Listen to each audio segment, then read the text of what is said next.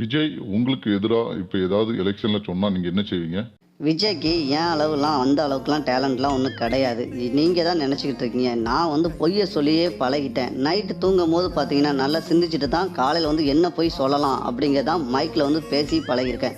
என் வீடியோலாம் போய் பார்த்தீங்கன்னா போதும். நேற்று ஒன்று பேசியிருப்பேன், மறுநாள் காலையில் ஒன்று பேசியிருப்பேன். இது எனக்கு பழக்கமாயிடுச்சு. ஏன்னா எனக்கு விளம்பரம் கண்டிப்பாக முக்கியமாக தேவைப்படுது. ஏன்னா அரசியலில் பொறுத்த வரைக்கும் விளம்பரம் தான் தேவை. எனக்கு வந்து விளம்பரம் பண்ணுறதுக்கு யாருமே கிடையாது. அதனால் நானே விளம்பரம் என்னை படுத்திக்கிடுவேன். அது மக்களும் வந்து என்டர்டெயின்மெண்ட் என்னை எடுத்துக்கிடுதாங்க. நான் விவசாயம் சொல்லுவேன். விவசாயத்தை அழிச்சிட்டாங்க மக்களே. நான் அதை மீட்டு நான் 1 ஹவர் செஞ்சிட முடியுமா? விவசாயங்கிறது எவ்வளோ பெரிய விஷயம். அது எவ்வளோ பேர் செய்யக்கூடிய வேலை. நான் ஒத்தையில் உட்காந்து நாட்டை திருத்துறேன்னு சொன்னால் நடக்கக்கூடிய விஷயமா? நான் ஃபஸ்ட்டு என்னையவே திருத்த முடியல. அப்படி தான் நான் போய்கிட்டு இருக்கேன். இருந்தால் மக்கள் வந்து என்னை நல்லா பார்த்துக்கிடுதாங்க. அங்கங்கே போராட்டம்னு சொல்லுவாங்க. நானும் போய் கலந்துக்கிடுவேன். கலந்துக்கிடுறதுல பார்த்தீங்கன்னா, எனக்கு செலவுக்கு அப்பப்போ காசு கொடுப்பாங்க. அதனால தான் போய் போராட்டம் பண்ணுதேன். போராட்டம் போகிறதுக்கு முன்னுக்கூட்டியே என்னை அரெஸ்ட் பண்ணிவிட்டு கொண்டு போயிடுவாங்க. அதுக்கடுத்து நான் கலந்துக்கிட்டேன்னு ஒரு பொய்யை சொல்லிவிட்டு மக்கள்கிட்ட